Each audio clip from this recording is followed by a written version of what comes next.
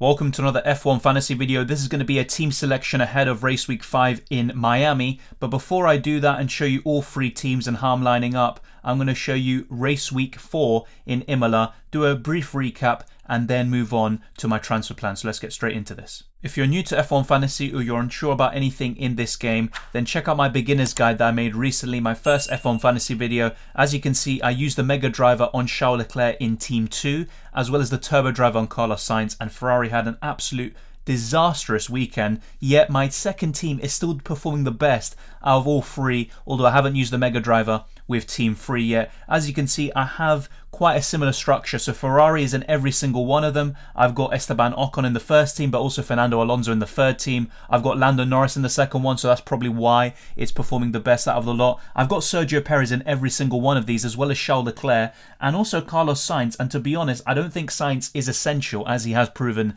in the last two race weeks, but he still has arguably the best car in Ferrari, and going really big on them was very fruitful in race weeks 1 and 2. But quite a lot of things went wrong. Carlos Sainz, obviously in every single team here, he didn't finish with that collision with Daniel Ricciardo. Esteban Ocon finished in the bottom positions. He has had a pretty poor race. He's been a decent asset all season, but race week 4 was definitely the worst for him. Sergio Perez has been very consistent, and Red Bull, to be honest, they would pretty much be finishing top 4 every single race, both drivers, if it wasn't for the reliability issues in race weeks 1 and race weeks 3, which is very unfortunate for them. And Magnussen, I brought him back in after seeing FP1. I was very happy with how Haas were doing in Imola. I brought him back in, but the big mistake I made with my first team, as you can see, is getting rid of Valtteri Bottas, and that was just a really big mistake, honestly. But it was for Magnussen. It wasn't the worst transfer in the world, but ultimately, looking back on it, Esteban Ocon and Alpine weren't doing that great in FP1. I probably should have got rid of the Frenchman instead, kept Bottas,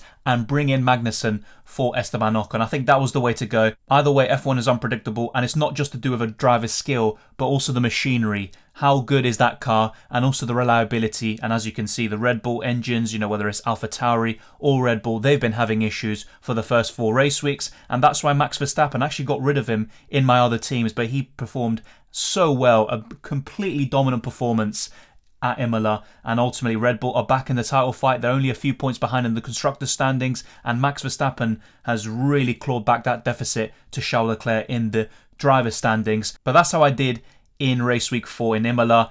Miami's going to be very interesting. Obviously, it's a new track. I need to see these practice sessions for sure before determining which drivers and which teams are going to perform the best. So that's going to be a very interesting one, very open-minded. I'm going to show you how each of my teams are lining up. I think these team selection videos shouldn't be too long. I'm just going to show you the transfers I've already done or the ones I'm planning to make, and just talk about my brief thoughts on the races, on the season so far. But let me know if you want anything to change in this kind of regard. And also, it's going to be a very hectic schedule over the next month or so of UCL Fantasy and FPL, as well as F1 Fantasy. So I'll let you guys know and keep you updated if anything changes. But for now, as long as it's possible, I'm going to try and get these F1 Fantasy videos out there, and then during the summer, I can definitely focus on them, as we'll have more time with no football to completely focus and hone in on Formula 1. Before this race weekend, I actually made no early transfers really. This is the first time that I've done so, and you can get on top of these price rises as I discussed in the beginner's guide, where you can build your team value, and that will help you in the long term to get the drivers and the constructor that you really want. So what we see on screen right now is the third team, which I also showed you briefly in the other video. So I've only made 2 changes. Carlos Sainz has become George Russell, and Alonso has become Valtteri Bottas. So those are the 2 transfers I made. Alonso is actually the lowest scoring driver, I believe. He's been so unlucky this season. He's been very consistent with his qualifying, but in the race, his reliability issues and different factors have played a part, and he hasn't gotten the points that he deserves. In terms of the turbo driver, actually, I am considering going for Perez because I want to differentiate my third and second teams to the first one, which is ultimately the one that's going to be the most important and the one that I want to perform to the highest level. So let me know what you think, but ultimately I am probably going to go for Perez in this team. If not, it would be in the second one. Remember, you cannot put the turbo driver on someone who costs over 20 million like George Russell, Lewis Hamilton or Max Verstappen. Charles Leclerc could fall under that category very soon, so we should enjoy it whilst it lasts. And I made those two transfers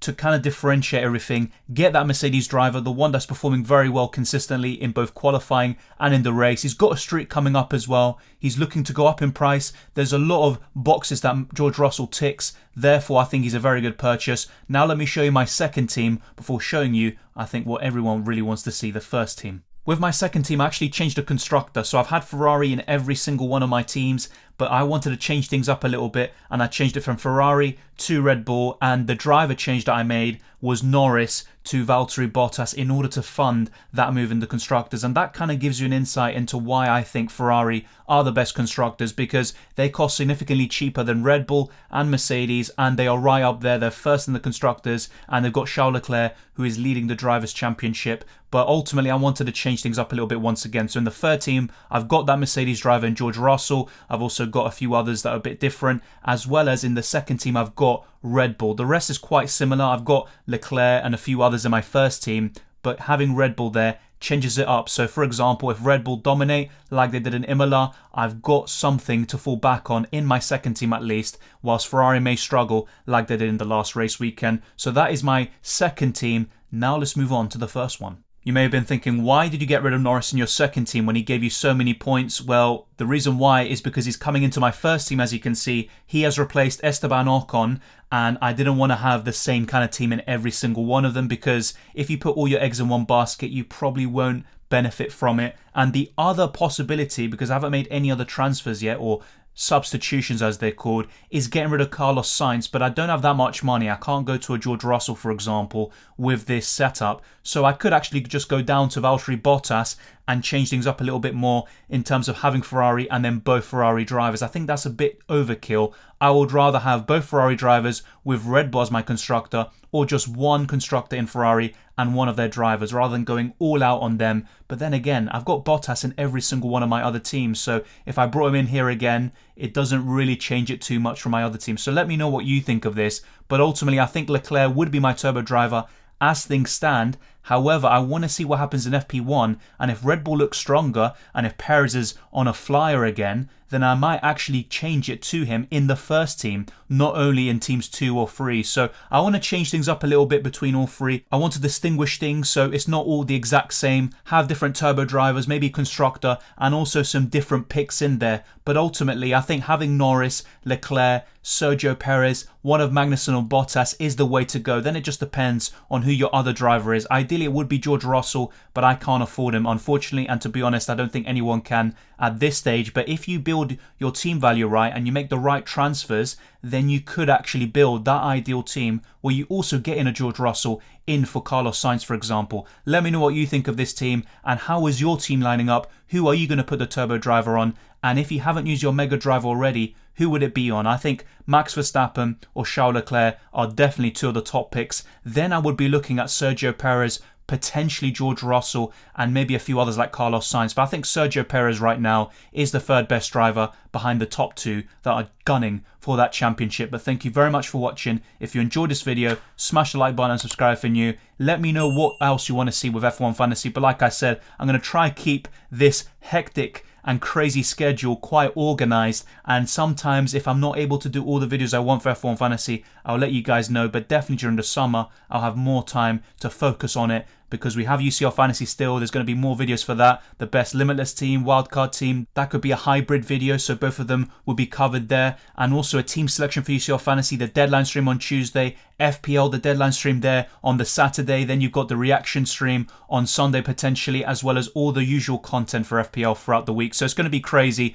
and hopefully, you know, once it's all possible, I'll be doing some deadline streams for F1 Fantasy where we can talk about this and lock in our teams for good. And you can follow me on Twitter and Instagram, DylanRCM, as well as support the channel even further as a Patreon or channel member. It's all much appreciated. Thank you to everyone who's already done so. It really helps out and goes a long way to pushing this channel up. And take care, enjoy the F1, the racing, the football, all of that good stuff. And I'll see you next time.